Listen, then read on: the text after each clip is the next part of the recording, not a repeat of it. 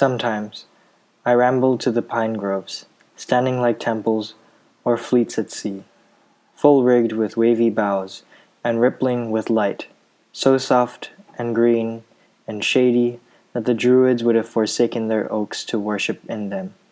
Or to the cedar wood beyond Flint's Pond, where the trees, covered with hoary blueberries, spring higher and higher, are fit to stand before Valhalla, and the creeping juniper covers the ground with wreaths full of fruit.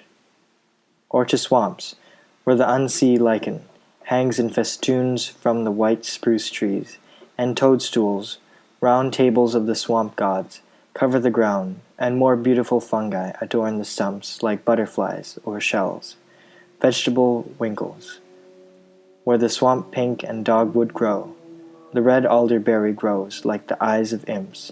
The waxwork grooves and crushes the hardest wood in its folds, and the wild holly berries make the beholder forget his home with their beauty, and he is dazzled and tempted by nameless other wild forbidden fruits, too fair for mortal taste. Instead of calling on some scholar, I paid many a visit to particular trees, of kind which are rare in this neighborhood, standing far away in the middle of some pasture, or in the depths of a wood or swamp, or on a hilltop, such as the black birch, of which we have some handsome specimens, 2 feet in diameter. Its cousin, the yellow birch, with its golden vest, perfumed like the first. The beech, which is so neat a bowl, and beautifully lichen painted perfect in all its details, of which, excepting scattered specimens, I know but one small grove of sizable trees left in the township, supposed by some to have been planted by the pigeons that were once baited with beech nuts near by. It is worth the while to see the silver grain sparkle when you split the wood, the bass, the hornbeam, the Celtis occidentalis, or false elm, of which we have but one well grown. Some taller mast of a pine, a shingle tree, or a more perfect hemlock than usual, standing like a pagoda in the midst of the wood, and many others I could mention. These were the shrines I visited both summer and winter. Sometimes I talked to the pine groves, which stood like temples or fleets at sea, with their sails blowing and reflecting light. They were so soft and green and shady that the Druids would have worshipped them instead of their oak trees. They would have also worshipped the cedar wood, where the trees are covered with blueberries, and the creeping junipers are full of fruit. They would have worshipped the swamps, where bunches of lichens hang from white spruce trees, and toadstools, the swamp god's tables, cover the ground, and fungi adorn the stumps, like butterflies or shells. This is where the dogwood grow, and the red alderberries grow, like an imp's eyes.